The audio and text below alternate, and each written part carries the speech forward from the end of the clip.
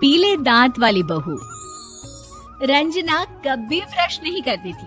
उसे कितनी बार उसके माँ बाप ने डांटा, लेकिन उसका कोई असर उस पर होता ही नहीं था, जिस कारण से उसके दांत पीले पीले हो जाते हैं।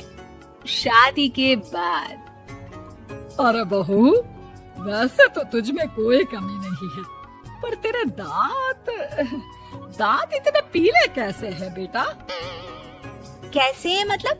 कोई सर्जरी थोड़ी ना कराइए। वो तो क्या नाम, मैं ब्रश नहीं करती थी तो पीले हो गए। अब क्या करूं? आप कहे तो लाल करवा लूं या फिर काले? यार ये क्या है, क्यों माँ से लड़ रही हो? लड़ रही हूँ?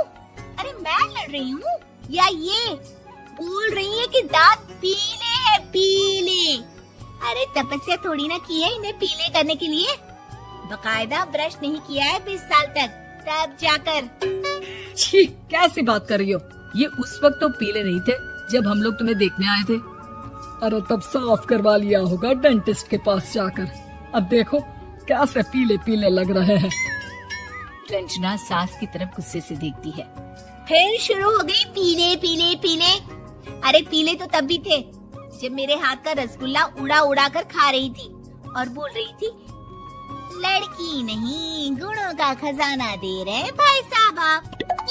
खैर, अब वो लोग करते भी तो क्या करते, पीले दांत वाली बहू पल्ले पड़ी थी तो झेलना तो था ही।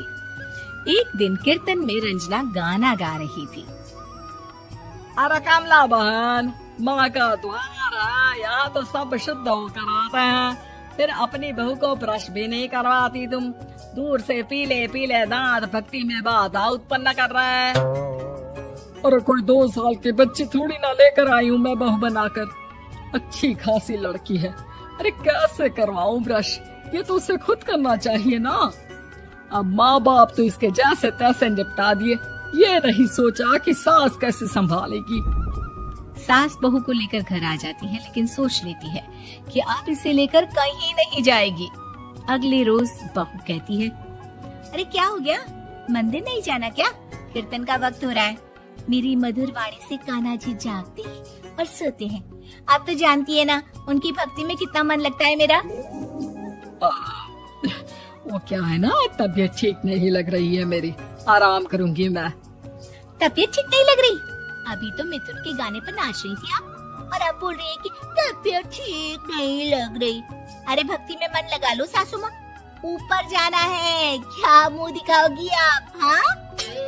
सास को बहू की बात पर गुस्सा आ जाता है। मैं क्या मुंह दिखाऊंगी, इसकी चिंता तो ना कर, समझी? अपने मुंह की चिंता कर, जो ये पीले पीले दांत लेकर हर जगह पहुंच जाती है। पता है लोग कितना मजाक बनाते हैं। ना जी ना, मैं नहीं जाना कहीं तेरे साथ। तो ये बात है। कोई ना, मत जाओ, मैं अपने कमरे में ही बैठकर भक्ति कर लूंगी। ऊपर वाला दांत थोड़ी ना देखता है, मन देखता है, भावना देखता है।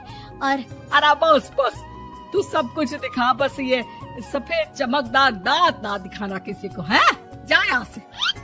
बहू को सास की बात का कोई फर्क नहीं पड़ता, वो तो जैसी थी वैसी ही रह जाती है।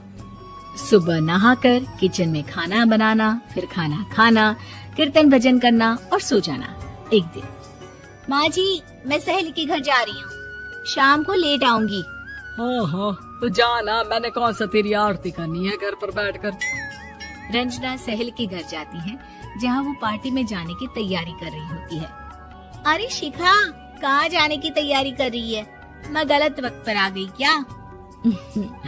अरे नहीं यार, उल्टा सही वक्त पर आई है। मैंने ये साड़ी और ज्वेलरी निकाली है यार, शाम को इनके ऑफिस की एक पार्टी में जाना है। बताना कैसा लग रहा है ये सब? नहीं यार, इस ड्रेस के साथ तो वो वाली ज्वेलरी अच्छी लगेगी। हाँ हाँ सही बोल रही है, मैंने ध्यान ही नहीं दिया। वैसे तो हमेशा से मस्त फैशन सेंस रखती है। तो बड़ा जाती होगी ना पति के साथ पार्टी में। रंजना कुछ नहीं बोलती, बस सोचती है कि यार काश ये बात सही हो जाती। पर मैं क्यों नहीं जाती पार्टी में? क्या इन लोगों की कोई पार्टी होती नहीं होगी? रंजना घर आती है और रात में पति से सवाल करती है, एक बात बताइए, आप मुझे किसी पार्टी में क्यों नहीं ले जाते? क्या आपके यहाँ ऑफिस में पार्टी नहीं होती? पति बेचारा